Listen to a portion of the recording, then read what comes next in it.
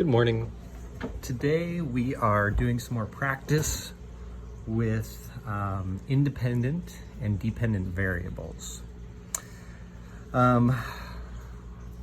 With independent and dependent variables, you have to be able to identify what is the data being collected and what the scientist is choosing in the experiment. So the independent variable,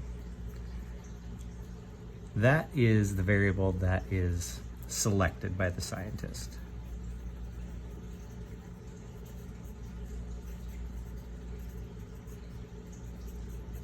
So they have control of the independent variable. They pick the groups that are going to be tested. That's the independent variable.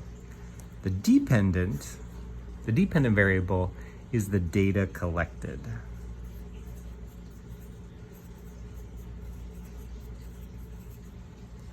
So once they've run the experiment and they start collecting data, maybe it's growth in inches, maybe it is change in mass of grams, but that's the data collected and that's the dependent variable.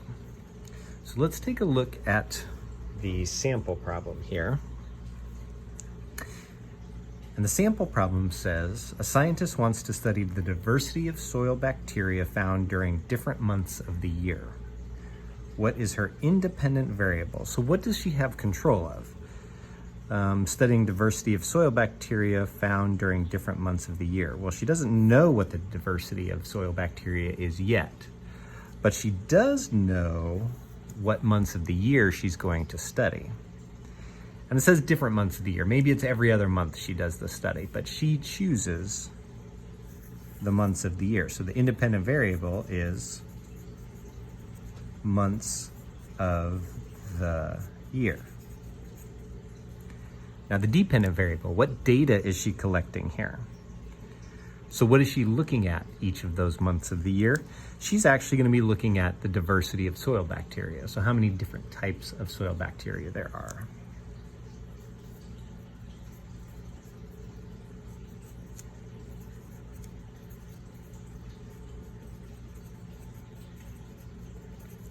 So diversity of soil bacteria. We're going to do a couple other sample problems. But what I want to remind you when we graph, so let's say this is our graph and we're talking about the last example, the sample problem with diversity of soil bacteria over different months. The dependent variable is always going to go on the side, not here.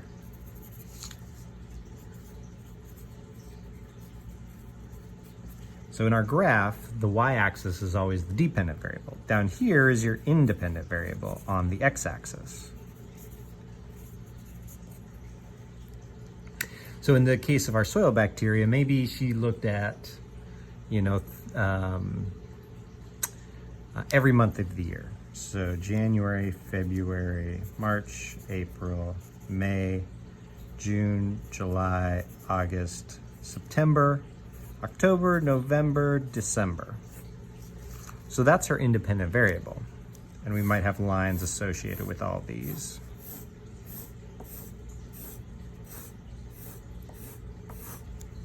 The dependent is the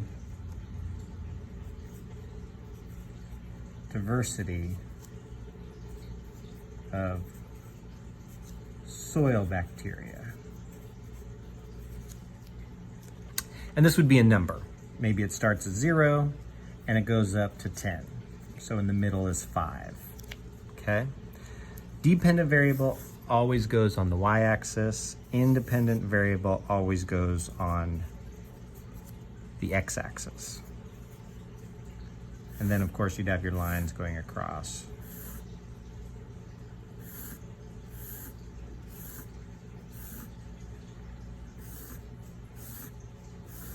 Like so. All right, so back to this one. We're simply identifying the independent and dependent variable. I'm gonna do one more with you here, and that's number 4. So it says light absorption by a pigment is measured for red, blue, green, and yellow light.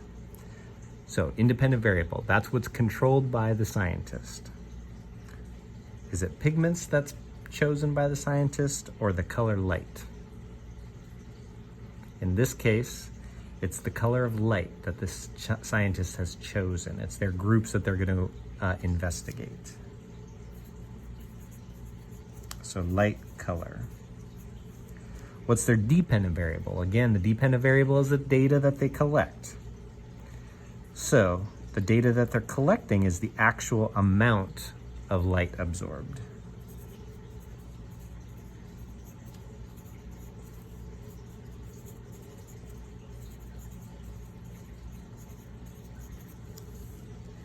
All right. This should get you started. You got a couple more to do on your own. Let me know if you have any questions. Thank you for now.